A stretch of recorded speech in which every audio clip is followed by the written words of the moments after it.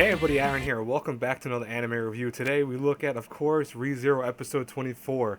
So, we're nearing the end, folks. I really have to wonder how this series is going to conclude its first season, hopefully, because, I'm just seeing all this stuff that they have potential to keep going with this, and it's like, how the hell are they going to wrap it up even for a conclusion? Is it going to be a conclusion? Are we going to have like a huge cliffhanger? What's going to happen here? I'm curious.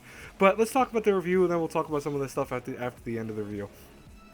So, as I predicted, I was right about this. Subaru went back. He did die, which I figured did happen. I know a lot of people were saying that he most likely wasn't dead. He was knocked out. I had a feeling he was dead. I thought, oh, he's going to go back in time probably before they engaged battle with, the witch's cult, which they did do that. They went back to the moment that Subaru was talking with the whole group a little bit after the white whale's extinction. So, I mean, they killed the white whale, of course, and then they had the whole kind of powwow I talked about where they were discussing how to go after the witch's cult and how they were going to evacuate the village. So they go back to there. So Subaru right away, doesn't freak out about this or anything like that. He just goes, okay. So let me start asking the question I need to ask. So he asks the group, is it possible for people to be possessed by a magic?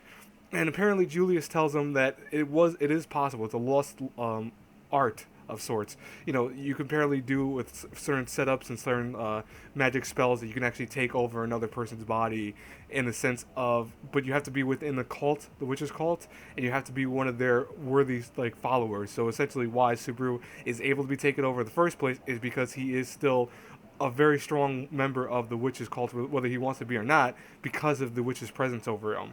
So, that's pretty interesting. Now, we skip to a little bit of Emilia's side of the story, which we didn't get to see. This is her waking up after having what looks like a slew of dreams, and her, just kind of upset about what happened prior day, which is her going to the village and asking everyone to evacuate the village and stuff like that. It was kind of cool to see this little sequence. I liked it a lot. Now, then we have, of course, Ram coming in and telling Emilia they have a visitor who is, of course, Wilhelm. Wilhelm over here is telling her about what happened with the blank letter. So, Subaru thought ahead and told him to go, ahead of everyone and to explain what was happening and stuff like that. So he does do that. And he begins to talk to her about, what's going to transpire with, how to evacuate the village and stuff like that. And also at the same time, what the price was for evacuating the village, which is half of the mining thing that they talked about way back when. And, then the scene happens where we see Subaru dressed in a cloak come in and, had to just kind of push forward to make it look like they really need to get going now.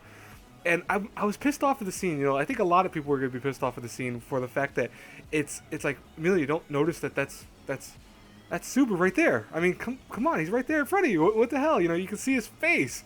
You can see his tracksuit. What the hell? And then in the next scene, or the next couple of sequences, when she's getting ready to leave with the villagers' kids and all that, there's Subaru again, and you're still blatantly not knowing who this is. What the hell? But Emilia was upset at this point where, she was worried that the kids wouldn't accept her, but of course the kids did accept her, and they really appreciate her because they like Subaru so much. Now, we also learned, though, that the cloak was indeed a item that actually makes it where you cannot recognize the person underneath the cloak. Thus, why she was acting like that. She couldn't tell it was him because of the cloak's power, quote unquote. So, and then we also learn various things of Subaru and the kind of plans he set out. So, his first plan of action was to go to the village and tell them, hey, listen, you have to trust Emilia. I know it's hard to do, but trust her because you trust me, right? Just please do it. And at first, they kind of seemed like they were going to be hesitant toward it, but after a while, they realized, you know what? Okay, fine, because they owe Subaru a lot, and they really care for Subaru as one of their own in many ways. So, they are willing to accept his proposal of trusting Emilia. At the same time, we have Ram, who was setting up for, remember the attack that you did, the mental attack on everyone last episode? We have how they kind of went across stopping that, where they had Subaru and one of the cat people holding signs going, the letter was a mistake, it was my fault. And that's really stupid. Like, I was cracking up doing this because here they are just running through holding these signs. This way Ram notices them before she sets up the whole magical barrier stuff and all that. It was a little ridiculous, but it was funny nonetheless, so I enjoyed it. Now, of course, we're going to the next part where we have Subaru meeting up with Betelgeuse once again. The events transpire very similarly like last episode. I couldn't say that word for a second, for some reason.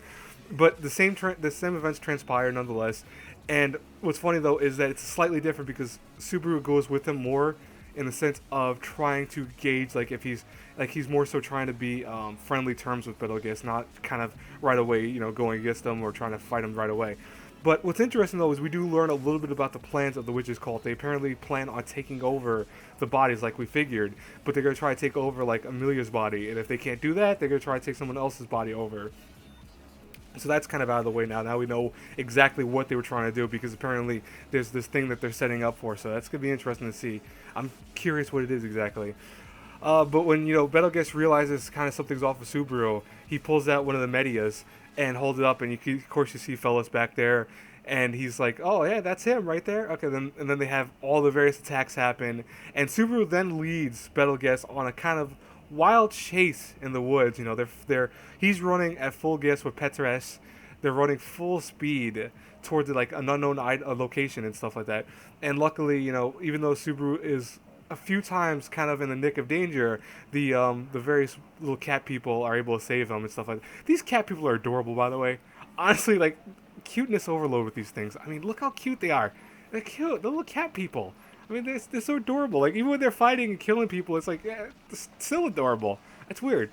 But we see Subaru leading Betelgeuse to a very familiar location. I think this was episode, I want to say 14, maybe a little bit before that. I'm not going to try to guess exactly because I know people will right away eat into me and tore into me in the comments, but you can feel free to tell me which one it was, what episode it was.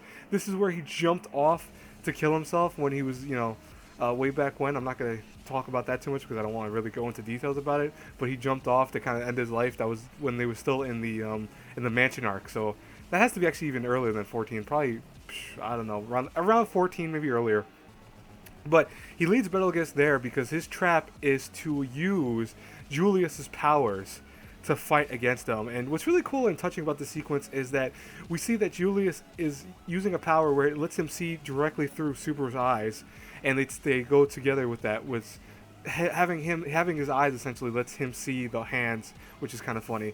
And it's interesting that Subaru and Julius really talk a lot here, where Subaru tells him how much he hates him, but he understands that he needed to kind of be put in his place in few words. And Julius also says that he realized that he could have held back more. He realized that he was kind of, I think, lashing out towards Subaru, getting assaulted and overly kind of antagonized by him, and that was not cool, and then he realized that. So even though Subaru says, I hate you, I still trust you, and we see Julius saying, you're my friend, Natsuki Subaru. So I thought that was nice and kind of a touching scene. Now, questions and comments section of this whole video. What the hell is going to happen in the last episode? We have one more episode, folks, before the conclusion of the first season, most likely. What is going to happen? What are we going to be looking at? I mean, I know from every single fan, but by the way, keep this to I'm really getting kind of tired about this, but stop spoiling stuff in the comments below, people. I notice people do that, and luckily it hasn't been too bad yet, but I'm afraid people will kind of spoil more. Don't do that. There's people that are still watching this and enjoying the anime. I know there's a lot of people that can read the light novels in Japanese, of course, but I can't, and I know a lot of other people can't, so try not to keep the spoilers to a minimum. Try to keep them to a non-existent level. That's what I should be saying. But my questions and my comments on this are, what is going to happen next? What's going to happen when the series is done? When will we see a sequel? Now, I think right now what's going to happen is it's going to end with some giant apocalyptic event of sorts. And we're going to see that happen, and it's going to kind of have that ending cliffhanger that's going to make people want to see the next part, but it's going to be like a huge cliffhanger. I'm calling that right now. But anyways, guys and girls, that's it for today's review. I hope you enjoyed it. As always, please hit that like button, comment, subscribe. You know the whole nine. I will talk to you all later. Have a blessed day, everyone. Bye-bye.